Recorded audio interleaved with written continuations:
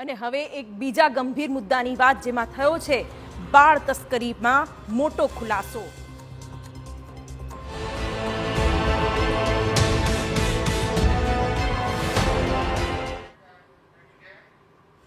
નકલી તબીબ બનીને લોકોના સ્વાસ્થ્ય સાથે ચેડા કરનાર અનેક લોકો છે, પરંતુ પાટણમાંથી પકડાયેલા નકલી તબીબ સુરેશ ઠાકોરના કારનામા માત્ર આટલેથી અટકતા નથી। તે તો નવજાતનો સોદો કરતો હતો। જે બાળકને કારણે બાળ તસ્કરીનો આખો મામલો સામે આવ્યો છે, તેના બાદ તો અનેક કિસ્સા ખુલી રહ્યા છે।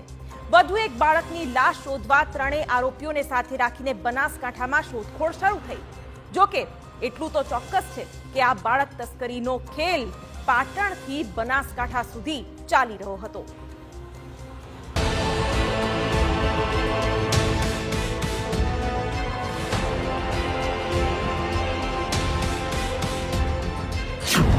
બાળ તસ્કરીનો મોટો ખેલ।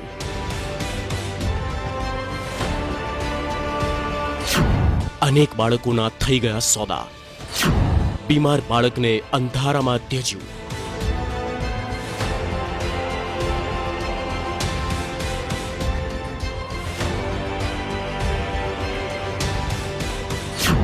મૃતક બાળકને ગમે ત્યાં દાટી દીધું। લાખોના ખેલ, નવજાત સાથે રમત।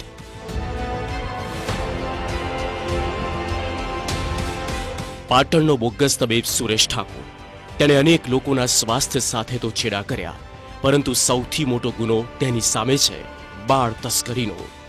નવજાત બાળક હોસ્પિટલમાંથી લાવીને તે લાખો રૂપિયામાં બાળક ન થઈ શકે તેવા દંપતીઓને ખોટી રીતે વહેંચી દેતો હતો, પરંતુ એક બાળકના કિસ્સામાં તેના આખા કૌભાંડનો પર્દાફાશ થયો। આરોપી સુરેશ ઠાકોરે કબૂલ્યું છે કે એક બાળકનું મોત થયું હતું। આ બાળકને દાદર નજીક બ્રિજ નીચે દાટી દેવાયો હતો। જો કે પોલીસે તેને સાથે રાખીને તે સ્થળ પર ખોદકામ કર્યું। બાળકની લાશ ન મળી, પરંતુ મીઠું મળી આવ્યું હતું। ડોગ સ્ક્વોડ સાથે પોલીસે બીજે ઠેકાણે શોધખોળ કરી। કોઈનું નવજાત, કોઈનો કાળજાનો કટકો। આ લોકો જે બાળક લાવ્યા તે સંમતિથી લાવ્યા કે પછી ચોરી કરીને, તે દિશામાં હાલ પોલીસ તપાસ કરી રહી છે।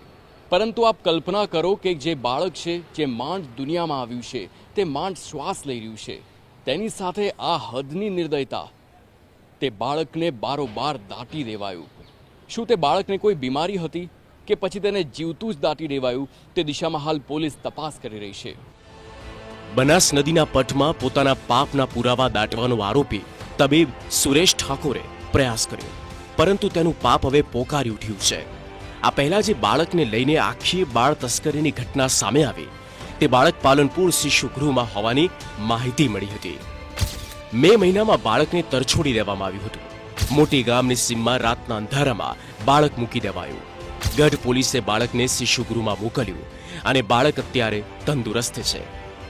સુરેશ ઠાકોર બોગસ તબીબ છે તેવું સામે આવ્યા બાદ જેને બાળક વહેંચ્યું તે નીરવ મોદી પોલીસ સમક્ષ સામે આવ્યા। બાળકને 1,20,000માં વહેંચવામાં આવ્યું, પણ બાળકને બીમારી હતી એટલે તેને પાછું આપ્યું અને 30,000 પરત પણ લીધા।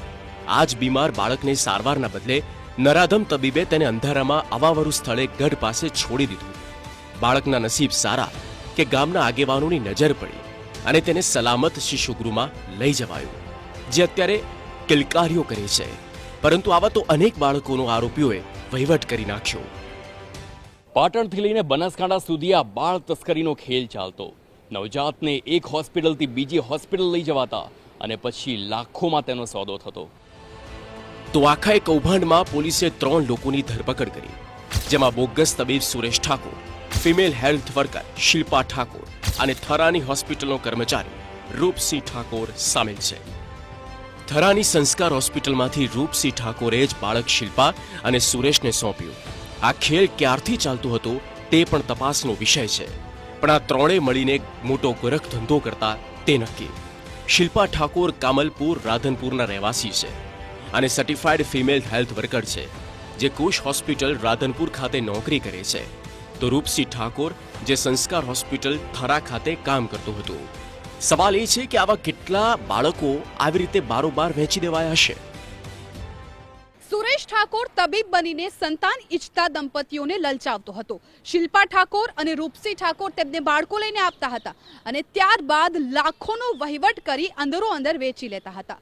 આ ખેલ ઘણા સમયથી ચાલતો હશે એમાં કોઈ શંકા નથી, પરંતુ એ રહસ્ય પરથી પડદો ઉચકવાનો બાકી છે કે આખરે અત્યાર સુધીમાં આ નિર્દયીઓએ કેટલા ભૂલકાઓનો વહીવટ કર્યો છે. તપાસ ચાલુ છે, અનેક ખુલાસા થવાના છે અને કદાચ હજુ પણ આ ગોરખ ધંધામાં ચોંકાવનારી વિગતો સામે આવી શકે છે. પરંતુ સવાલો અહીં અનેક છે. આરોપીઓ નવજાત બાળકોને ક્યાંથી લાવતા હતા? હોસ્પિટલમાં થતી ડિલિવરી વખતે બાળકો ચોરી કરાતા હતા? શું તરછોડી દેનાર માતા પિતા પાસેથી બાળકો લઈ આવતા હતા? શું ગરીબ માતા પિતાને પૈસાની લાલચ આપીને બાળકો લવાતા હતા? શું બાળકોની આ તસ્કરીમાં કોઈ હોસ્પિટલ સંડોવાયેલી છે? શું અન્ય હોસ્પિટલના કર્મચારીઓ પણ આ ગોરખ ધંધામાં સામેલ છે? કેટલા સમયથી અને કેટલા બાળકોને આરોપીઓએ વેચી દીધા છે? સાવ માસૂમોના માધ્યમથી પૈસાની કમાણીનો આ ખેલ કેટલા સમયથી ચાલતો હતો તે સૌથી મોટો સવાલ છે. સુરેશ ઠાકોરના આ ધંધામાં બીજું કોણ કોણ સામેલ છે તે પણ સૌથી મોટી તપાસનો વિષય છે. ત્રણેય આરોપીઓ રિમાન્ડ પર છે. હજુ મોટા રાઝ સામે આવવાની સંપૂર્ણ શક્યતા છે.